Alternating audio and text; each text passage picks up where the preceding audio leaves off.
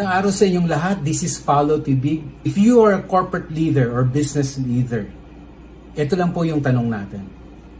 Is our team now ready to be successful this year?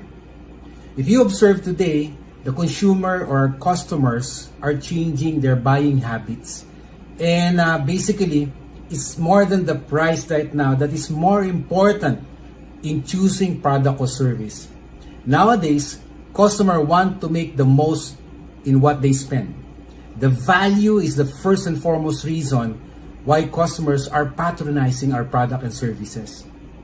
So what do? We have to be relevant. We have to stand out. We have to be the orange among apples.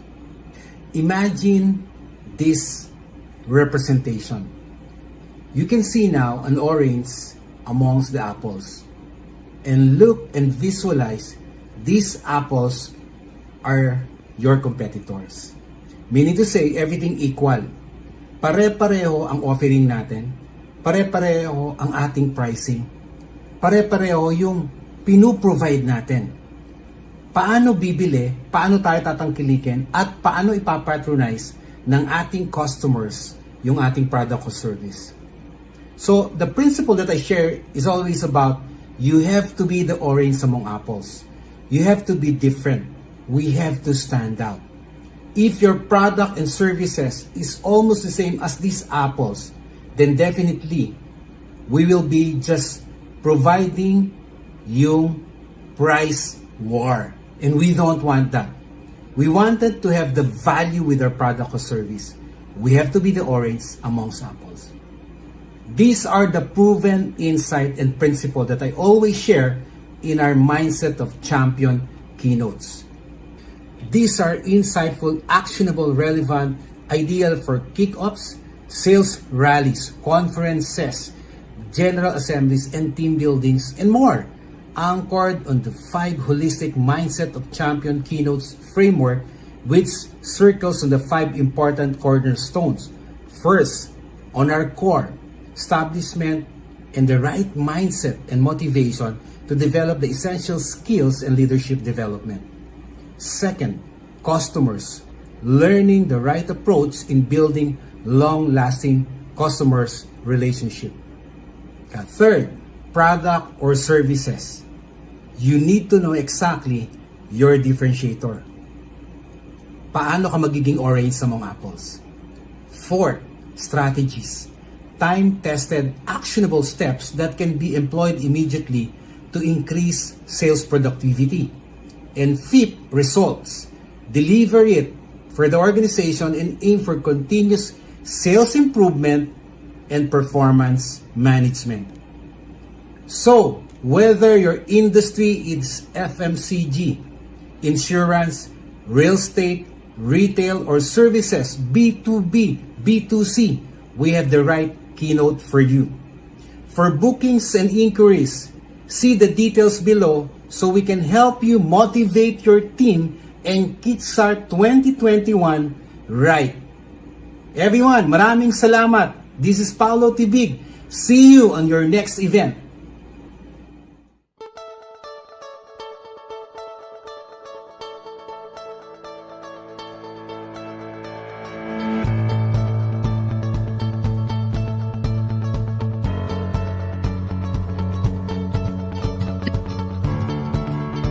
Welcome to the Paulo Tibig Show, ang babago sa Saturday habit mo. At these crucial times, we'll definitely need a boost in our work and business performances. That is why TPTS is here to provide you all access to valuable business contents to help entrepreneurs and corporate professionals. We will equip you with insights, best practices, and motivation toward excellence in the workplace. This show will also feature real stories, industry learnings, and authentic experiences from our seasoned experts and leaders. Are you ready to learn and stand out? Kung oo, then ano pang hinihintay mo? Tune in na sa The Paulo Tibig Show, the show for your businesses and companies. The Paulo Tibig Show.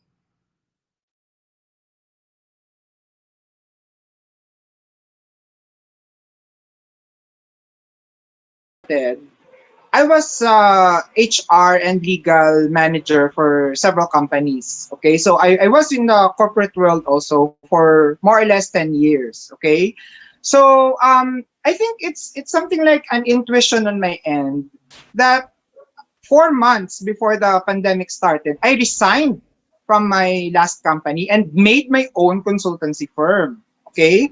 Kasi ang naisip ko, what if kung hindi ako nag-resign at naka-empleyado pa rin ako, malamang sa malamang, na-retrench din ako. Yon.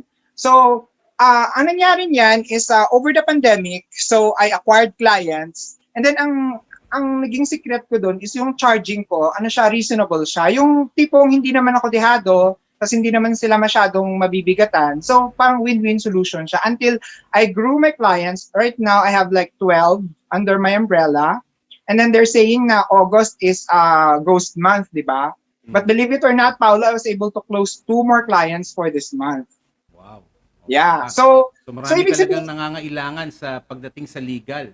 that's right. Legal and HR kasi ang specialty ko. Yeah, oo. So, because these two things, no, these two disciplines are interrelated, no? So, when you say human resources, there would always be labor laws na kaakibat niyan. Okay? In fact, yun yung mahirap sa ibang mga HR manager kasi wala silang working knowledge on the Philippine labor laws and jurisprudence. So, hindi nila alam atakihin yung isang sensitive na issue, no? Say, for example, termination or employee discipline, yung mga suspension na ganyan, kung wala silang due process na background, then hindi mahihirapan sila. Okay? But good for me, no, with my clients, they entrusted me with the HR aspect and the legal aspect of their businesses, so I'm able to help them. Okay? And over the span of like more or less 15 years that I have been in HR, kumaga, frequent case yun yung office politics na palaging subject matter siya ng mga notices to explain. Alam mo yun? So for example, di ba, you have your handbook. NTEs. Yes, NTEs. By the way, Sir Greg, no, we encourage everyone to, if you have questions, clarification, lalo na pagdating dito sa topic natin, baka po makatulong si attorney dito. Yeah. So please comment on the chat box. And again, please share our our series for today, kasi I'm sure marami po tayong matututunan with Greg here. Yes. Okay, sir. Thank you, bro. Okay. So yun, no?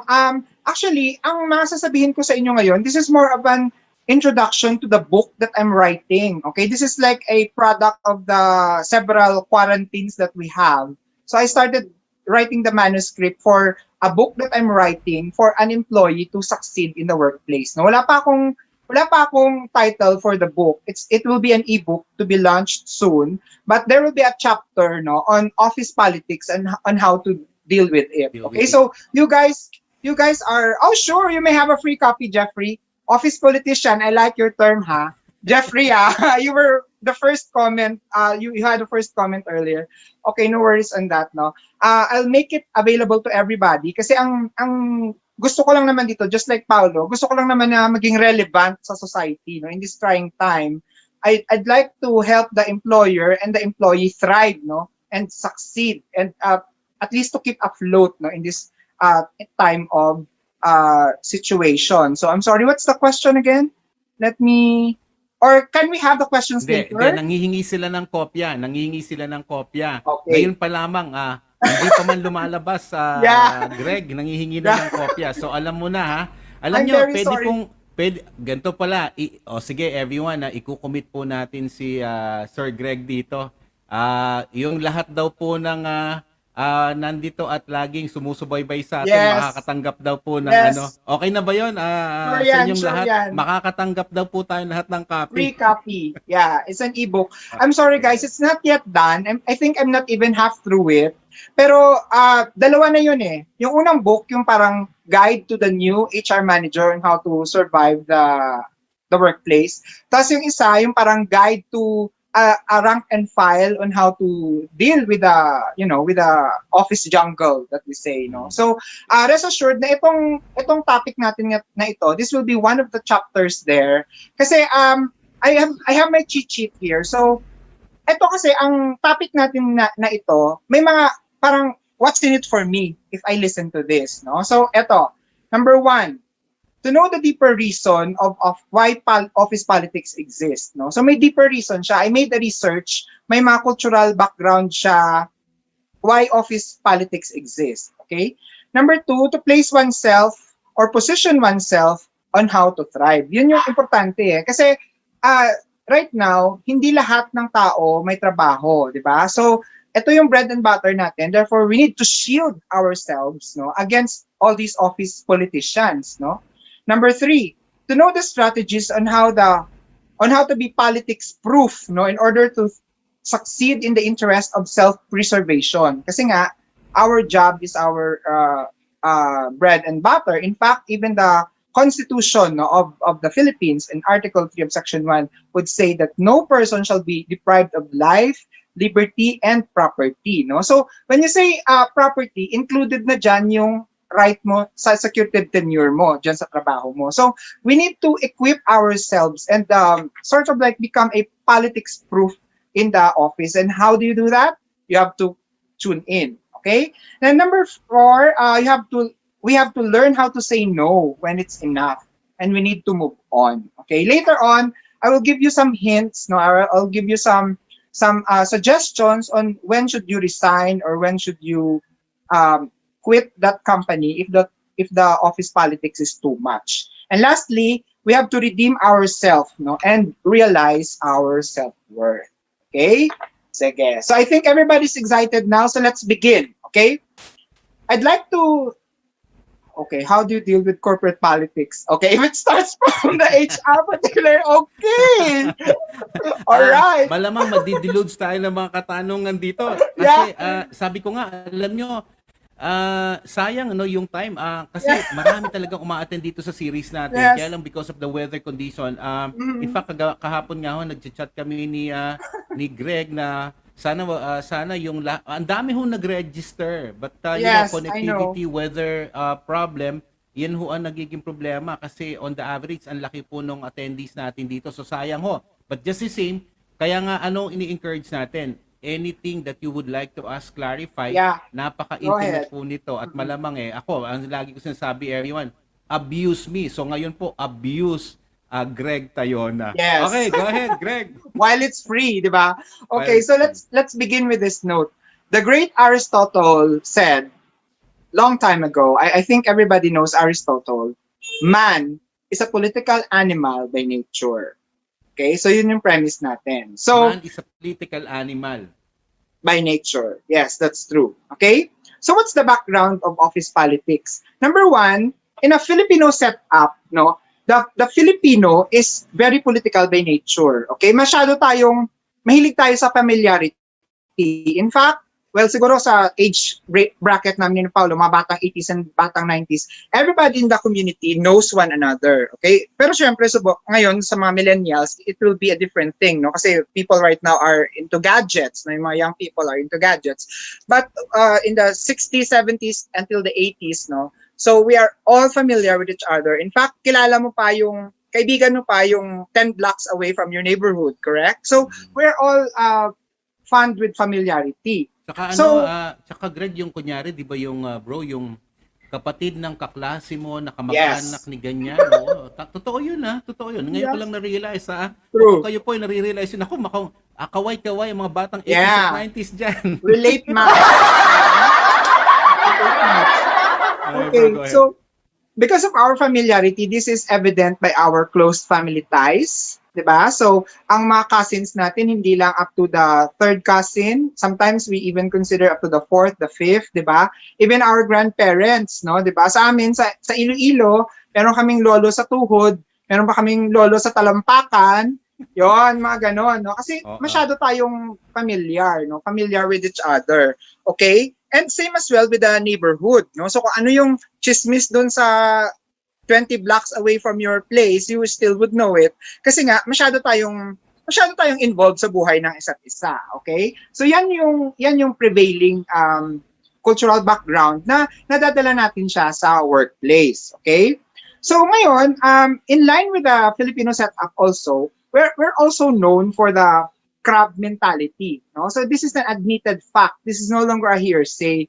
Ang mga Pinoy talaga, meron tayong kakaiba na tinatawag na crab mentality. So yung ibang empleyado sa workplace, they want to stand out and they want to shine to the detriment of the others. Okay? So ngayon, yung mga others na tinutukoy ko dyan, makinig kayo mabuti, no? Because I will give you some points, no, on how you can overcome the predators, no, para hindi kayo mawalan ng trabaho, di ba? And then others are also insecure, no? And this is even manifested during the childhood days, no? You would recall your playmates, di ba? You know, Paulo, before I concepted this introduction page of my book in here, I consulted my former teacher who is an anthropologist, no? Yung teacher ko sa anthropology. I made a Zoom call, several Zoom call with her, kasi I want to know, parang I want to dissect, no, where is this office politics coming from? So ano pala, parang unconsciously, no, nanggaling ito nung ano pa tayo, even if hindi pa tayo nag-aaral, nung mga naglalaro pa lang tayo sa mga habul-habulan o ng mga taguan, may office may politics na talagang nangyayari, di ba? So may something na may somebody na dominant talaga, tapos may somebody na parang submissive, may somebody na parang oppressed, gano'n. So may mga roles siyang nangyayari. Yes. And then another thing pa is some employers, we have some employers here who would exercise the family concept in running the business. Okay? So, syempre, what do you expect if the business is run or the company is run like a household, di ba? So, syempre, there will be terms na some employees will be called as glorified yaya or, di ba, yung parang they would run the company just like how they run their household, na may mayordoma, o may driver, or may errand boy, something like that. Na to the point na walang structure yung company, no? Wala siyang, tulad ng sinabi ni Paulo kanina, just like in the advertisement, diba? There's this apple and the orange, remember that? The performance evaluation system. Walang ganun. So everything is arbitrary. Everything is based on feelings and the emotions of the owners, or based on their subjectivity lang, no? So kaya ganun siya, nagtatribe yung office politics dahil yung ibang empleyado, they're highly favored, malaki yung ulo nila, so in return they do parang power sila, nagiging power tripper sila, or they want to process out the other employees because against yun sa kanilang mga beliefs, or against yun sa kanilang mga gustong mangyari, di ba? Ngayon, if you're this kind of employee, yung sinasabi ko yung other na you are the kawawa or you're the oppressed, no? So, what will you do if you are in this kind of situation? Okay, so here you go. Number 1, you need to get a hold of your job description.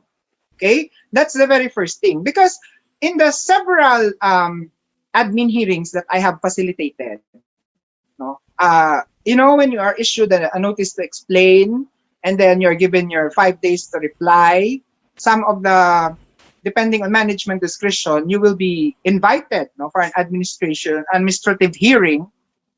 So, ito yung na-observe ko. Yung iba, kaya sila nadidiin dun sa office politics kasi they themselves, they don't know what's their job description. Okay? So, that's number 1. Your job description should be part and parcel of your employment contract.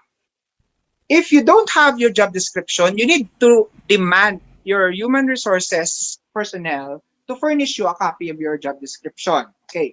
What happens if the HR doesn't give you your job description?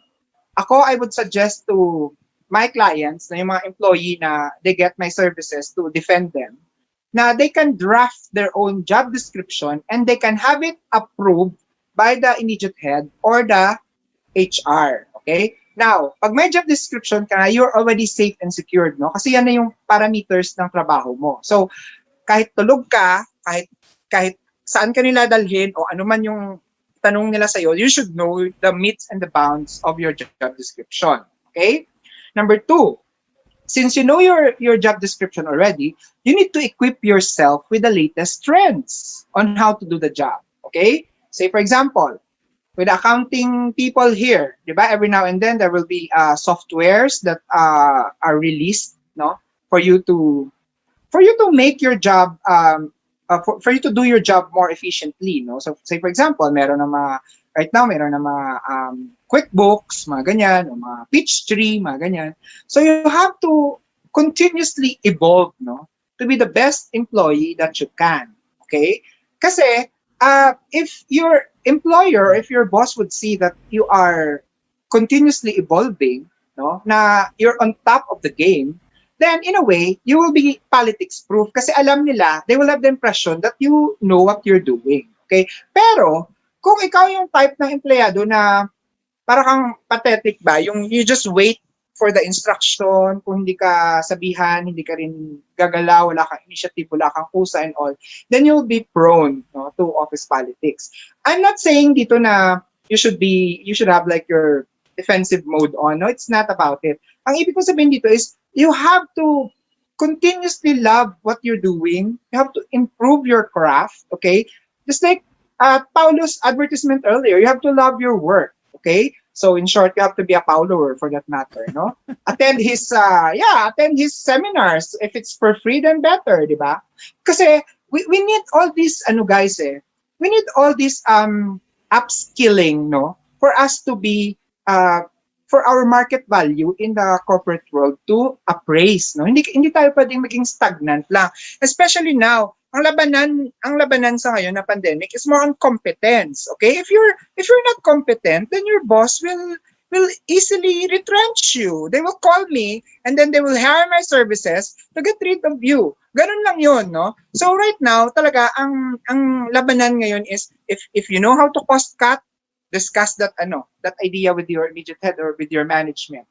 If you know how to multitask, then and feeling mo hindi ka naman agrabyado, then magpabibo ka. Assume that that role, instead of the company hiring another person to do that, then assume that, no, you can make that as an ad hoc function, and don't think about the compensation yet. I know everybody needs money, right? Pero kasi ako, like for example, sa mga clients ko, pag may mga task na feeling ko magagawa ko naman, like recruitment, no? People right now, the companies right now, they don't have budget, no, unlike before, to get a headhunter, no, to recruit the for example, the positions in the company that are hard to find, like for example the controller or the VP for finance. Yun yung mga mahirap hanapin yan. So when I learned that they have need something like that, with all my like 4,000 plus friends in Facebook and with my other social media accounts, no, I would just help the company and post the job, no, the requirement, and then I'm hitting two birds in one stone.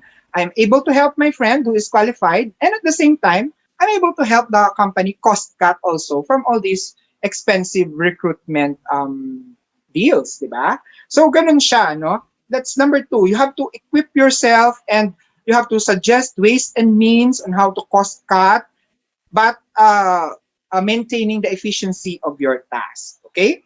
And lastly, you need to know the parameters of your performance evaluation. Okay?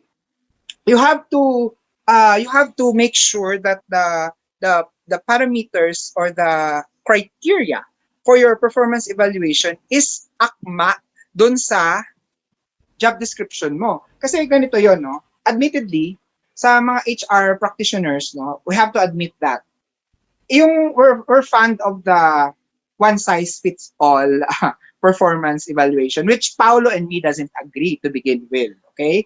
Kasi ang performance evaluation, guys, that should be tailor-fitted to the needs of the particular employee, depending on his rank and designation, down to the last detail. Okay? Pero, yung ibang company, for this lang na may performance evaluation sila, na may pakita o para lang may magawa silang ganyan, they would do that. And yeah, that's a bad practice. So on your end, okay, maybe you can Google some performance appraisal posted in there, no, na feeling mo ito yung babagay sa, ito lang yung criteria na babagay sa'yo kasi yung iba dyan is not applicable, ganun. So you can haggle that or you can discuss that with your immediate head, no? Or with your HR for that matter. Remember, guys, that your performance evaluation, whatever the results in there, will be binding, and it will be used as a reference for your promotion or demotion or increase of your salary. So it becomes your record. It becomes part of the 201 file. So therefore, kailangan kung ano yung you need to become part of the validation process of your performance evaluation sheet kasi it might not work for you. Yeah, that's what I'm saying. But of course, you need to do that in a polite way, no? Kasi some bosses or some HR people, they're insensitive, no? Kung halimbawa, they're sensitive kung i-correct mo sila o pupunahin mo sila, ikaw pa yung lalabas na masama, di ba? So that's another office politics. But I think if you can convey it in a constructive manner, then better. Okay? So, do you have any questions so far or any clarifications? May tanong, Yes? Greg. Yan. How will you Go deal ahead. with corporate politics if it starts from HR, particularly Yes. the staff? Yan. So, Yes. very interesting Okay. yung tanong na to. Perfect. Okay. Then what you do is you have to go back to your employment handbook, or we call that the employee manual. Okay? Or code of Then- conduct. Yes, the code of conduct.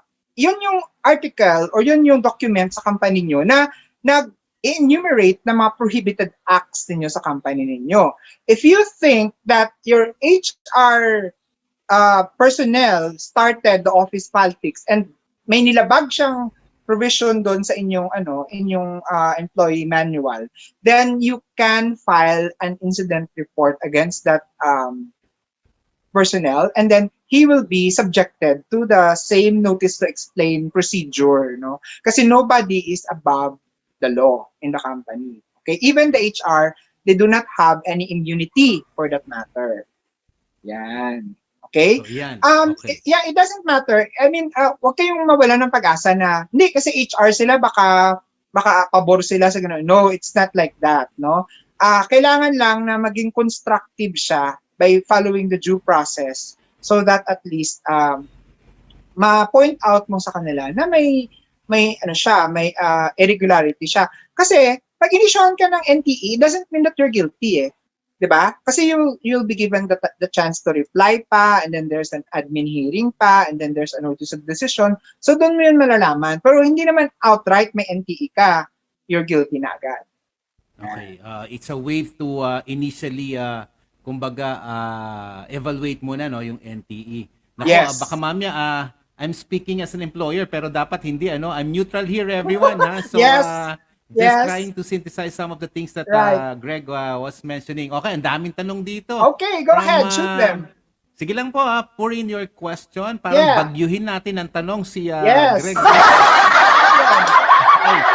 Make my day. question po. Yeah. Sabi ni Dayan, isip. By the way, paki-mention nyo kung anong company kayo, organization, or saan kayo connected para baka may mas masabi pa rin si attorney wherein yung relation ng inyong organization or industry mas relatable. So, Yeah. Dayan, isip. Sabi niya, paano po if the office politicians under the HRA mismo? So siguro ibig sabihin ni Dayan dito, paano kung daw yung mga nagsisimula o yung mga parang instigator, if I may say, mismong HR. So ano Okay. daw po? Yeah. Parang Alright. sa akin, Well, pag ganyan niya, naku, ayoko magsalita bilang employer, ayoko magsalita. Okay, go ahead, Greg. Okay, well, Dayan, as an HR practitioner, first, I would like to apologize, no? Kasi ang real na HR practitioner, they should know that they should be the bridge between the employer and the employee. So, kung ganyan yung nangyayari sa inyong company na yung HR pa mismo, yung promotor o yung instigator ng mga office politics then they don't deserve that space over there, no? They don't deserve. Again, let me go back. May paraan ba yun na Greg na parang kasi kunyari nga Hoy everyone, baka may mga hugot kayo dyan ha, baka mga Yeah. hugot to. Pero we will try to make it as fair as possible and Yes, reasonable yes. for everyone. Kasi baka mamaya mga bosses o mga leader yon. So how do you deal with that? Given na, kunyari nga, nasa HR sila, and then sila yung parang, yung nga, as you mentioned, promoter of Yeah. yun nga, office politics. How do you deal with that? Okay. Kung boss, kunyari boss ni Dayan yon. Example lang Dayan ha. Kunyari boss ni Dayan. Yes. Okay. Ganito yon. Kahit na boss ni Dayan, yung promotor, no? Again, wala siyang immunity. Kasi everybody is still subject to the provisions of the employee handbook. Okay? Ngayon, ang suggestion ko, kung yung HR department yung mismo, yung isang buong department na yung talagang masasabi natin talagang culprit ng office politics dyan at talagang parang incorrigible na sila o mahirap na silang i-correct or ganyan. Well, I think no, what you can do is you can write something like a signature campaign. No, you can write the management. Pwede kayo magsumbong sa management diretso. 'Di ba? Sometimes guys, you have your suggestion box, 'di ba? You have your suggestion box or you have your coffee, parang Friday coffee with the bosses, something like that. You have your platforms like that, di ba? May mga employee engagement activities tayo. Then you can use that venue, no? To air your side constructively, as I said. Pero dapat merong ano yun, tama ba, bro, na dapat may proof yon or meron silang Yes, dapat? may Kasi proof diba, dapat. ayaw po natin everyone na maging hearsay lamang yon. As much as possible. Paano ba yun? Dapat evidence-based ba yan? Yes, evidence-based. So, good point there. Kasi ganito, if you write an incident report, or if you write that parang signature campaign na yan, you should attach the proof. Say, for example, if there's an exchange in the SMS or in the GC, you should screenshot that and attach it there. Ngayon, if it is a verbal statement, then you should talk to me, no? I have to make your affidavit, di ba? And you should attach it there. Kasi hindi naman tayo pwedeng mag-entertain ng mga complaints based on hearsay. Yun. Okay? So, ganun siya. Hindi ba magiging subjective yon? Baka may, everyone baka may follow-through question kayo Ako may follow-through question doon. Hindi ba magiging subjective yon? For example, if you do that?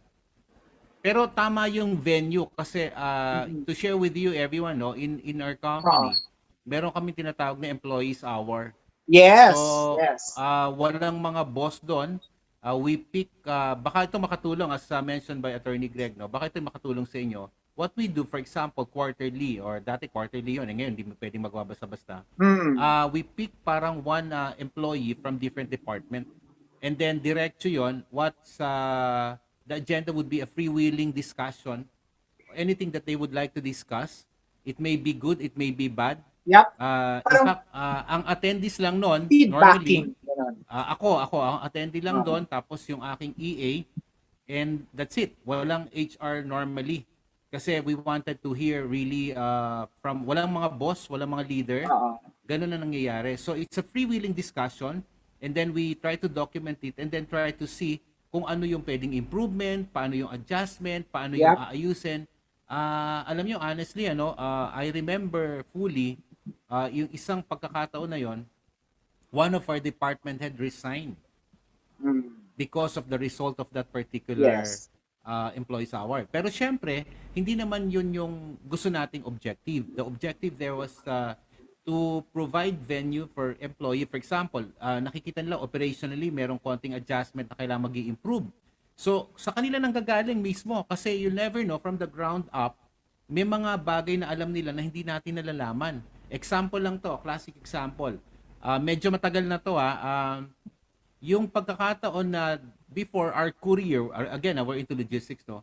We're providing them yung parang daily or on a monthly basis na na parang communication allowance.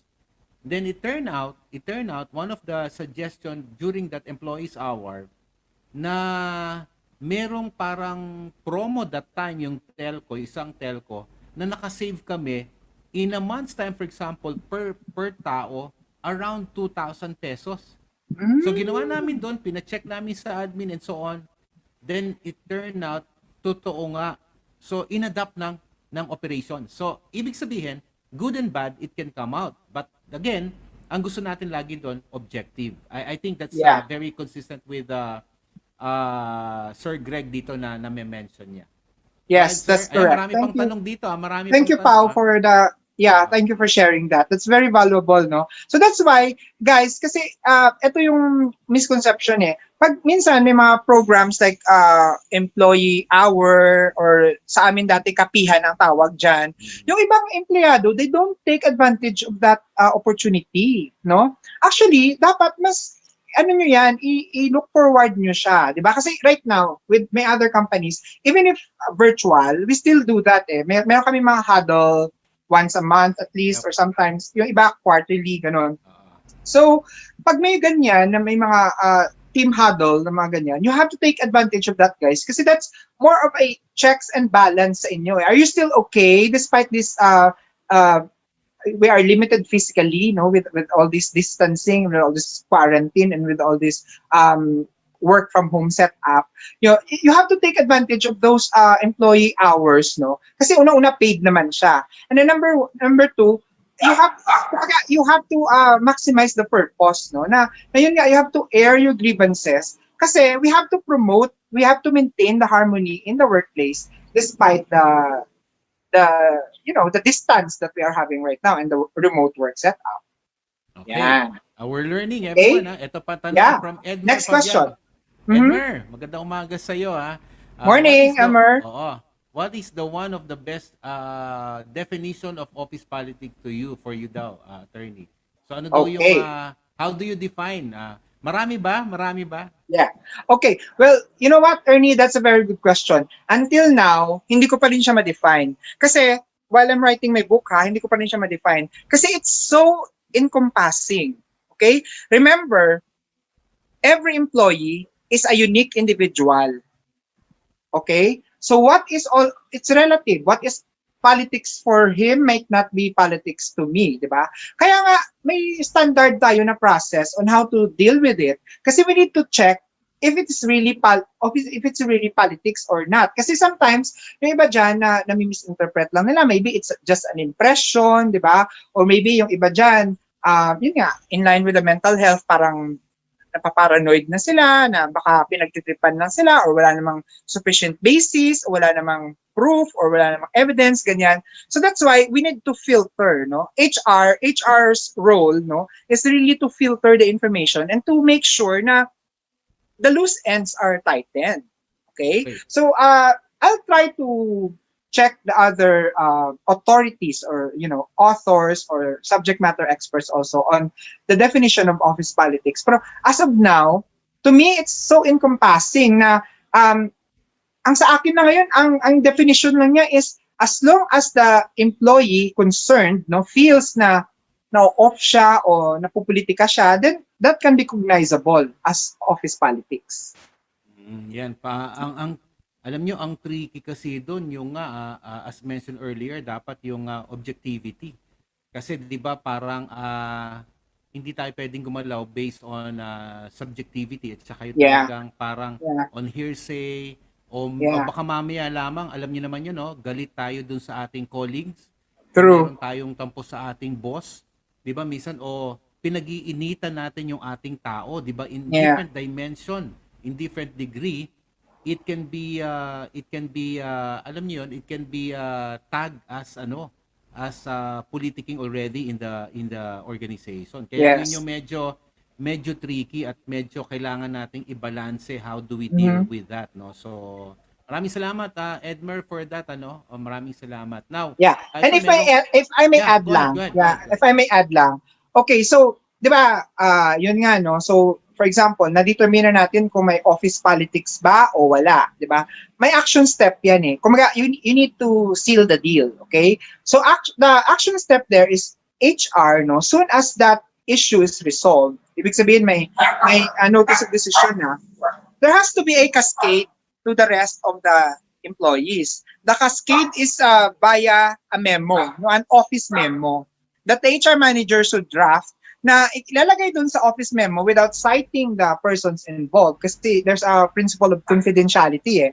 Isa-cite ni HR manager doon yung specific act, no? Na nag-constitute ng office politics, and it should become a prohibited act already. Okay? Magiging bawal na siya. And then that memo will now become part of the employee manual. And the next time that some other employees will violate that same act, they will be subjected to the usual due process of law also. No? So, ang closure niyan is there has to be a memo, no, that has to be cascaded to everybody para maging ano siya, precedent siya, na hindi na siya maulit-uli. Yun. Oo. Ganun yung dapat.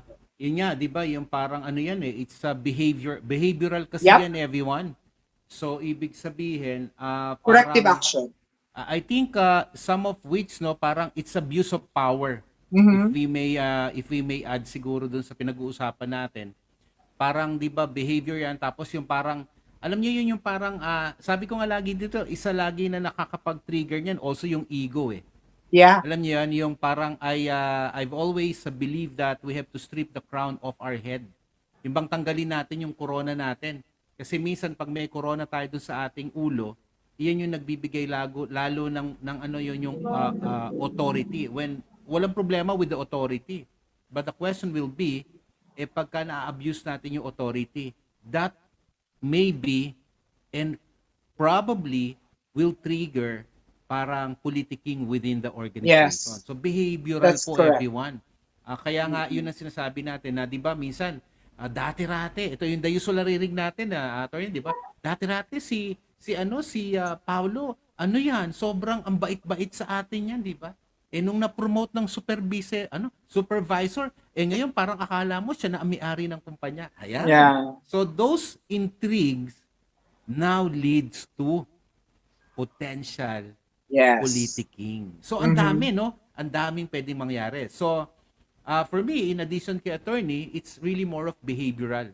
Yep. Parang behavioral, and then yung abuse of power or authority, yun yung potentially nagtitrigger lalo ng politicking within the organization. Yan. Perfect. Yes. Ngayon, Okay. dagdag ko lang tong nabanggit ni Alvin dito, no? Everyone, kung meron kayong katanungan, clarification na, shoot nyo na kay Sir Greg dito. Sabi ni Alvin, HR people should understand that they deal with confidential information of employees. Agree, fully agree. At sabi niya, politics are for those who are not happy and productive in their organization.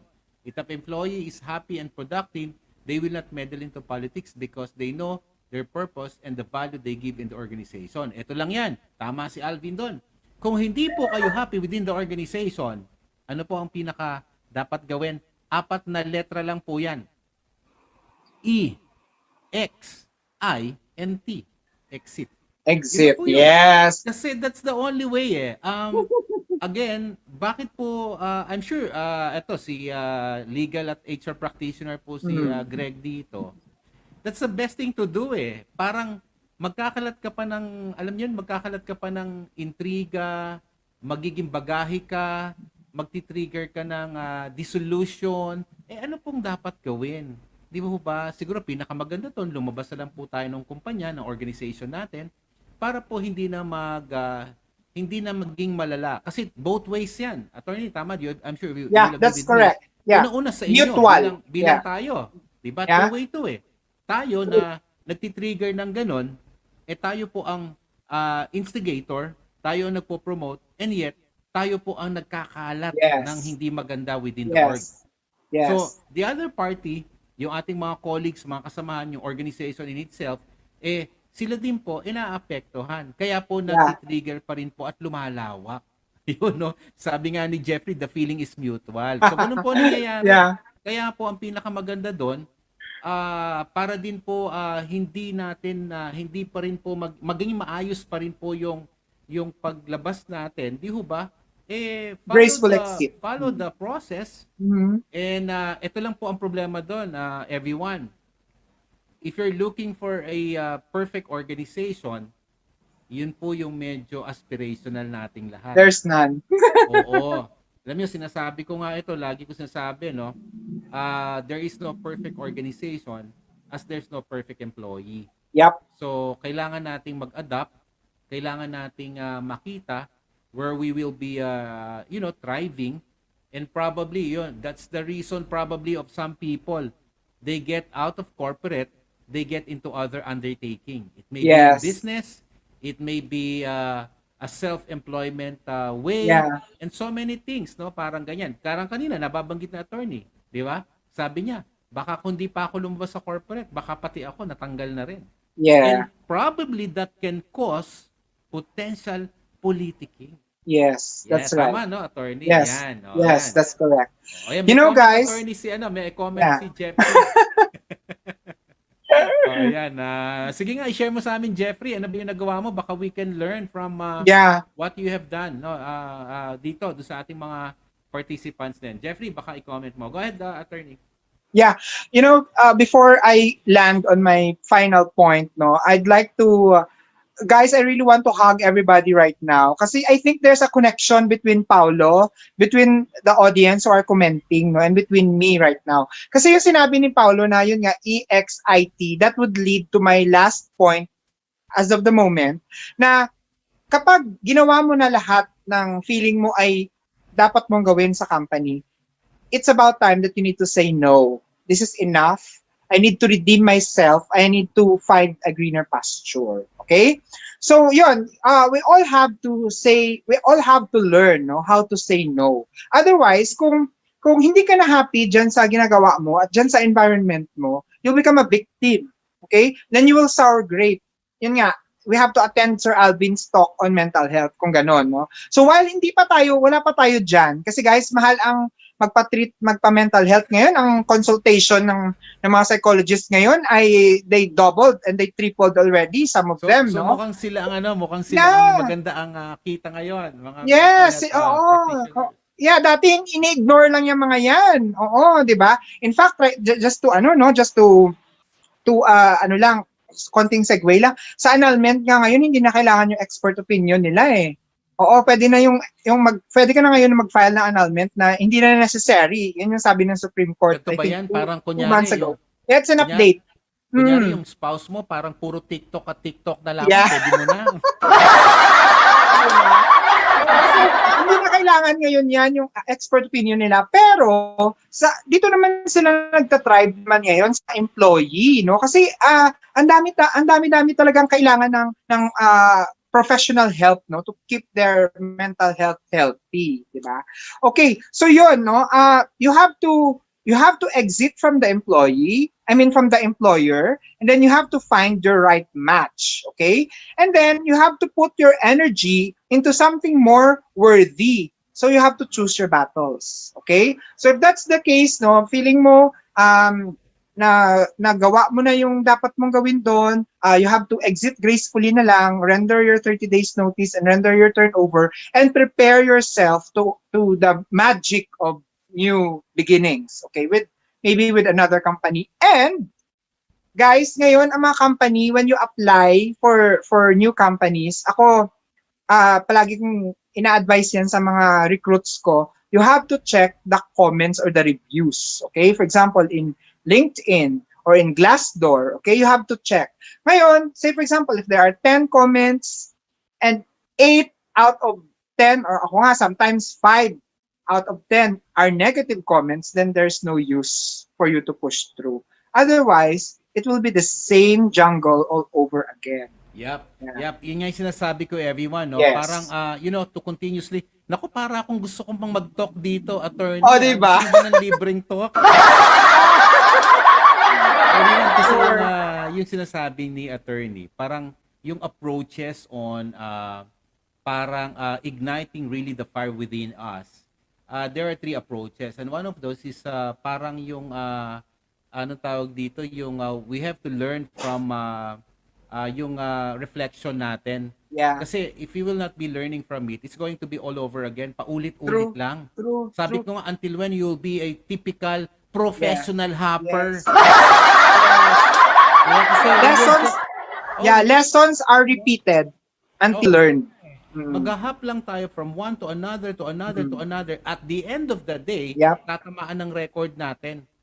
Parang palipat-lipat tayo. Pag nakita ang resume natin ngayon, bakit si Edmer Pabian palipat-lipat to? Every year, Alam mo, pag Short ganyan, stint. ano to, greener pasture, Yeah. or, di ba? Merong problema kay Edmer Yeah. Fabian. Hello, Yeah. Edmer. Good morning. Di ba ganun Yeah. siya? So, paano mangyayari ngayon nun? Di ba? Employer, even the recruiter right now, will have a bigger question. Yes. Bakit That's ito right. naging hopper? Bakit ito Oo. parang paru-paro? Di ba? Bakit ito parang butterfly? Dati-rate, sabi ko nga, everyone, kung knowledgeable ka at highly skilled ka, wow, well experienced, game tayo. Papasukin mo si Camille, karang ganyan. Mhm. Pero ngayon, as you see, now it comes that with attitude and habit, kumusta tong taong ito? 'Di ba? Oh, yung attitude kaya nga 'di ba you heard minsan o baka in your midst or in your network, minsan makikita maririnig natin, bakit nawala si ano diyan, si Gibbs kasi may attitude problem. 'Di ba? Eh kung ganun pa rin 'yon at siya ang instigator, siya ang nagti-trigger, hindi siya happy, hindi siya productive, and then she create pa 'di ba yung fire within na ano na parang politiko o doon sa loob ng ating organization. Kumusta naman? 'Di ba? So, mahihirapan po tayo. So, ang sinasabi po ni attorney dito, kailangan we have to learn from it. And learning Yeah, from it, true. then we move on. Yes. Exit nga tayo, lalabas tayo, happy tayo, wala na tayo doon. Happy din yung company na pinanggalingan Yeah. natin. Pero, to make us more happy and to make the best day of our work days, di ba? Happy na parang Milky Friday day lagi. Kailangan, we've learned from it already. Diba? Ma-realize natin, we will be doing something better for us, better for the organization na susundan natin ulit na maayos na at wala Yes. na dapat, diba? Hindi na on the mix. Okay. Nako, daming dito ha. O sige, ito pa, Go ahead. Daming Yeah. tanong dito ha. Okay. Basahin lang natin itong ibang mga comment natin. From Delbert, sabi niya, I agree. Sabi niya, office politics should be included in the employee handbook as part of the employee discipline. Oo nga, yung COC, yung manual. But it must be clearly defined for the employees to understand. Thank you, Mr. Paulo and Attorney Greg, for this interesting topic. Alam mo, Delbert, no, ang kailangan dyan normally, dun sa onboarding, di ba? At saka dun sa orientation, dapat New hire clearly. orientation. Yeah. Oo, kasi ang ginagawa ng iba, alam nyo, yung mga nasa HR natin dyan, no, make sure na yung onboarding o yung orientation, kunyari, yung unang-unang pasok na empleyado, talagang dapat well-oriented. To the details, dapat yung inyong code of conduct o yung manual. Kasi hindi pwedeng, basahin nyo. Meron ganyan meron akong nare-recall na iba, basahin nyo na lang yan. Nag-orientation, alam nyo yung parang run-through lang. Hindi po pwede. Diba, attorney? As much as possible, It has to be item by explained. item, Yes. discuss natin. Para malinaw that's right. po That's sa right. bawat isa. Okay. And the new hire must be given the opportunity also to ask questions. Yon. Kasi ganun yun eh. There has to be a meeting of the minds.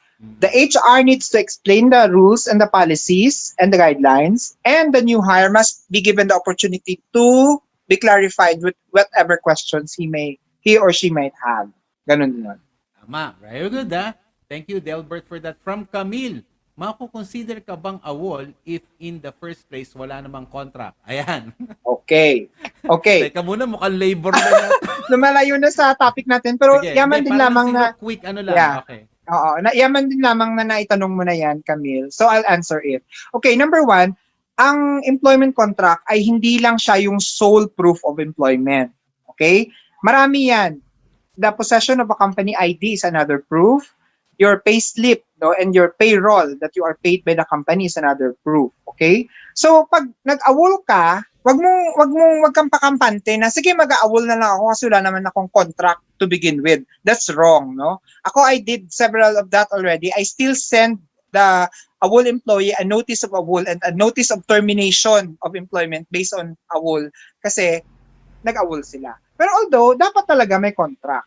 Dapat talaga may contract. So, ikaw, as an employee, from day one, you should demand for your employment contract. It's not enough that you demand it verbally, but you have to demand it also in writing. Okay? Send an email, screenshot that demand, and request for a follow-up. Ayan, Camila, sabi mo doon sa kaibigan mo nagpapatanong, ha? Yan. Yes. Okay, Oo. from Pressy. Gapaskan, sabi niya, agree. Learn to say no, exit, better opportunities coming for you. Yun, True. as mentioned earlier kanina, Presi, no? Kailangan we've also learned from those discussion. From Yep. Edmer, sabi niya, salamat po, Attorney Sir Paulo, congratulations. From Jeffrey, Welcome. parang relasyon lang daw yan. Move on na tayo, tama Ang na. Ang daming hugot ni Jeffrey, ano? Parang Ang daming love hugot lang ni yan. Jeffrey.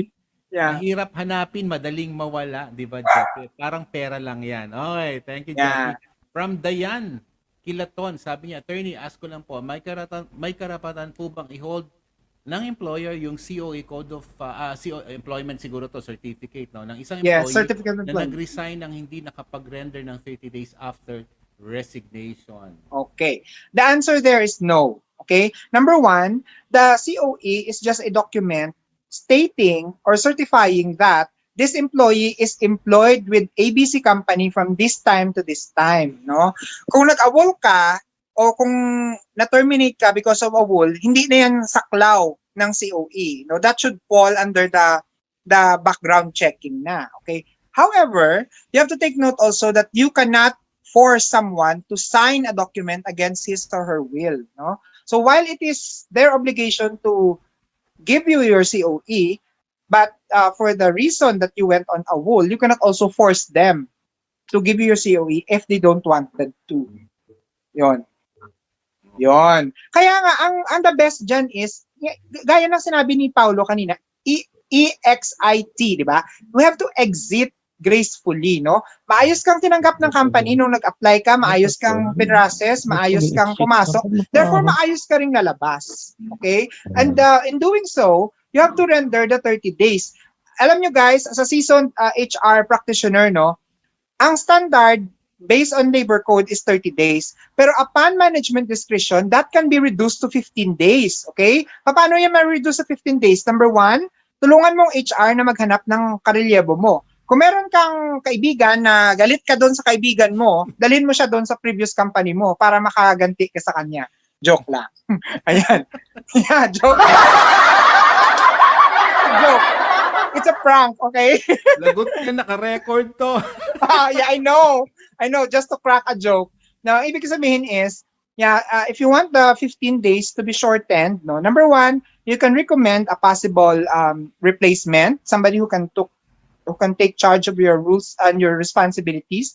Number two, you can expedite your turnover. Prepare your handover sheets. Lahat ng folders dyan, ayusin mo na. Lahat ng pang-turnover mo, ayusin mo na. And then, number three, makiusap ka. Okay? You ask the blessings of the immediate head kung pwede from 30 days maging 30 days maging 15 days na lang, and then you have to wait for their decision. So yan. Ayan, I like to put emphasis on sinabi po ni Greg, no, na parang tinanggap po tayo maayos, lumabas din po tayo maayos. I think that's very, very fundamental, which is yun ho yung karaniwang nagiging problema ng karamihan din po. Burning bridges. Parang, alam nyo, at the end of the day, Don't hindi po burn natin bridges. dapat gawin yung mga, kahit po galit kayo sa boss ninyo, Yes. kahit po merong hindi po na ibibigay sa inyo yung existing or present employer ninyo, Yes. nararapat pa rin pong, Yeah. alam mo, iba po yung pakaramdam, doon na lang po Yeah. sa human side, no? Yung bang iba pa rin po yung maganda po yung ating relasyon pa rin with our former and even future. Yan. So maraming salamat doon, Dayan, ha? Oh, by the way, we will... Sorry bro. So baka na naman mag-comment na naman diyan na parang relasyon lang yan, dapat may closure. Oo nga. At hindi naman po kailangan mag-handhold daw sa relasyon na may closure. Kailangan daw po nag-uusap lamang. Yun lang po ang kailangan. Parang susunod si Joe Damango na yung ating bisita dito, all about love. Di ba? Gusto niya ba yun? Gusto niya ba yun? Yeah, Okay. sure. Sige, we will be entertaining last 2 or 3 questions, everyone. It's 11:23. We need to end by 11:30 kasi for an hour and a half na po itong ating programa. Yeah. Napakaganda. Okay, ito Yes. from Jeffrey. Sabi niya, how can we answer if the interviewer asks us being a hopper? What will be appropriate answer from that attorney that we can gain the confidence of our future employer? Yan. Very good. Ganda. Okay. I think Yes. this is leading to my earlier statement about we don't want to be professional hopper. Okay. Go Yes, ahead, that's Sir right. Greg. Okay. All right. Well, I think I remember I read an article from the Harvard Business Review. Okay, so I had a subscription of that. May nakalagay doon na something like 7 things that you should not include in your resume. Okay, and one of those 7 nakalagay doon na yung previous job experience mo for the last kumaga ang ilalagay mo lang sa resume mo is yung previous work experience mo lang for the last 10 years. So if you've been working like me, I've been working for like 15 years, yung 11th until the 15th mo, no need mo na siyang ilagay doon. Okay? So safe ka. Kung if you're the type na every year may nagpapalipat-lipat ka ng work, no? So no need mo nang ilagay yung 11th to 15. Ilagay mo lang yung last 10 years mo. Okay? And then, ang magandang sagot dyan, no, kasi ako, I'm also a hiring manager, no, nag-hire din ako. Pag sinagot ako ng empleyado na, kasi mga politika doon that's a turn off. Okay? That's a turn off. Okay? Pero, you have to come up with a positive script Okay? You have to come up with a positive script na sabihin mo na, kasi, in the past, due to my young age, and I'm not proud of it, I made instant decisions that I regretted. Yung ganon. I think that previous job was not really meant for me. The job post was different, and then when I worked in there, the reality was otherwise, something like that. Okay, so yun ang anuhin mo. Kumbaga, you have to come from a third party point of view. You don't answer the interviewer based on your feelings and emotions na mag-burst out ka doon o maglalabas ka ng mga hugot mo. That will be negative points against you. But you have to answer that question in a more matured manner, no? Na isipin mo siya na, I made that decision of transferring from one job to another because at that time I was young and I was impulsive.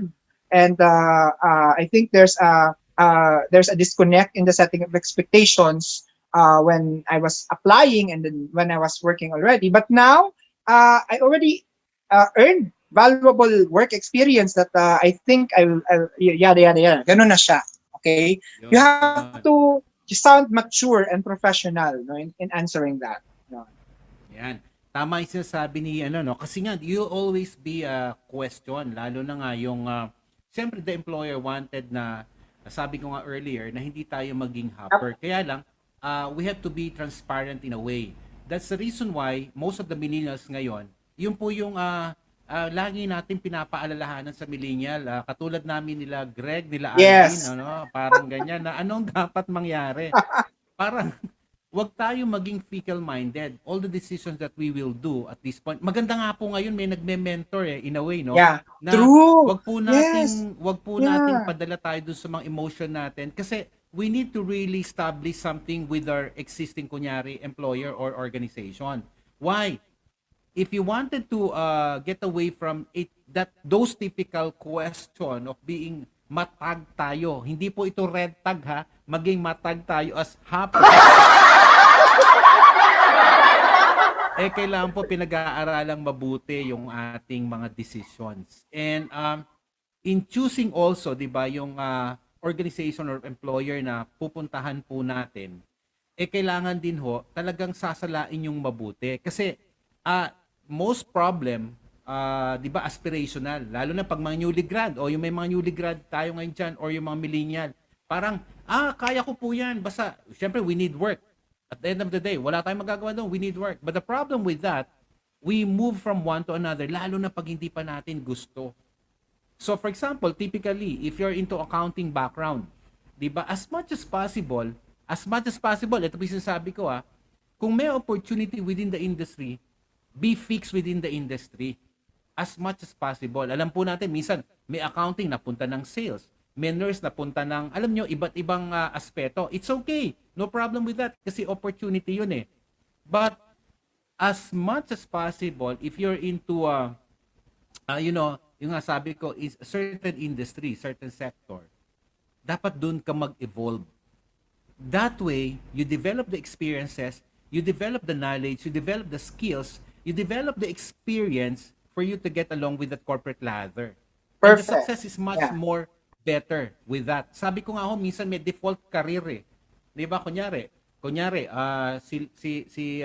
attorney for example, nasa legal profession siya, HR.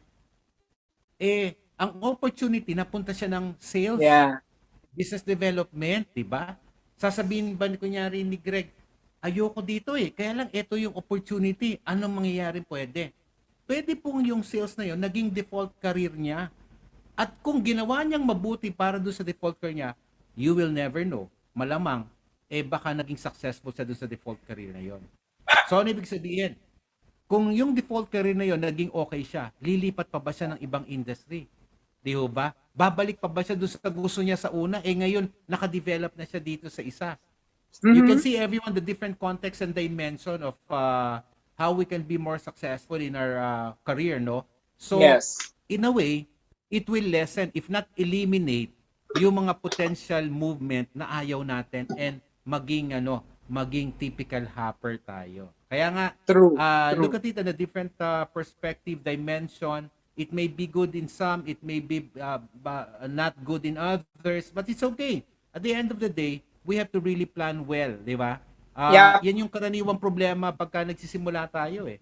Lalo na yung mga talagang they're looking at the carving their potential in their respective career. Yan. So that I But- hope that helps. Yeah. I just want to add, bro. Guys, right now, we're in the pandemic, no? So, ganito. Yung mga na-retrench, okay? Kasi right now, some companies are really going down the drain eh. So yung mga na-retrench at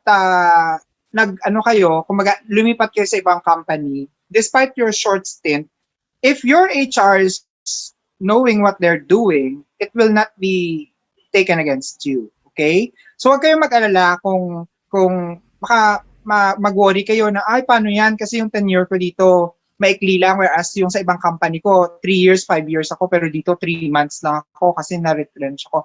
Pag na-retrench ka, hindi naman yan, it will not be taken against you eh, kasi hindi mo naman yan kasalanan. Yun. Oo. So, it all boils down to you, yun nga sabi ni Paulo, how you plan your career, no? How you step the corporate ladder. Yun. Okay, I think we're running out of time. Oo nga. Yeah. Everyone, no, kung meron kayong final question before we wrap up, para po dito sa ating topic, ako, I hope na marami tayong natututunan dito, no? Kaya nga ho yung, again, yung sinasabi natin doon, in fact, yun din yung reason. Kaya nga, di ba, minsan yung pagka-graduate, nagsisimula lahat yan doon sa sa college, bago tayo mag-college. Yes. Backtrack tayo Yes. quickly on this. Yes. Kasi di ba minsan pagka magkukuleyo, hindi natin alam anong gusto natin.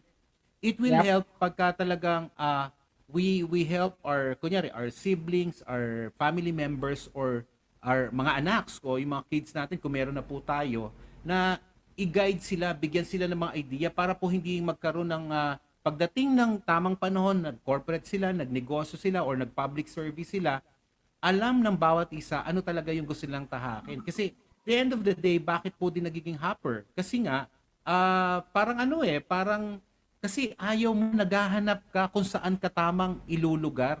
Di ho ba yun Yeah. ang problema? And that's where ngayon, nagkakaroon ng hopping. Yun po ang totoo. You know, I always share that thought.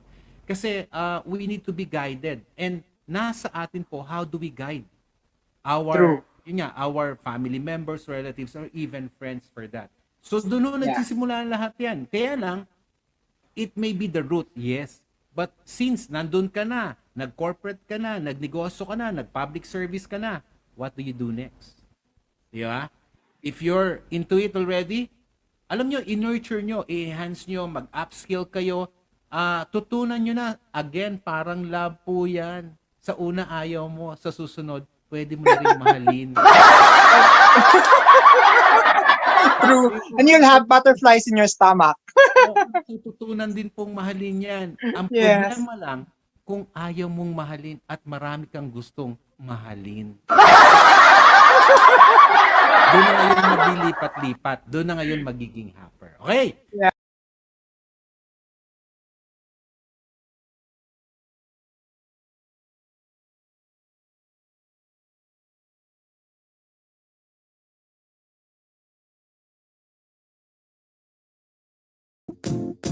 It might seem crazy what I'm about to say. Sunshine, she's here. You can take a break.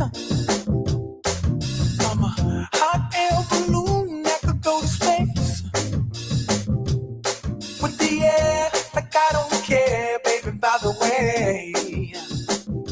Because I'm happy. Clap along if you feel like a room without a roof. Because I'm happy. Clap along if you feel like happiness is the truth. Because I'm happy. Clap along if you know what happiness is to you. Because I'm happy. Clap along if you feel like that's what you want to do. Here come bad news, talking this and that. Well, give me all you got, don't hold it back. Well, I should probably warn you, I'll be just fine. No offense to you, don't waste your time. Here's why. Because I'm happy. Clap along if you feel like a room without a roof. Because I'm happy. Clap along if you feel like happiness is the truth. Because I'm happy. Clap along if you know what happiness is to you.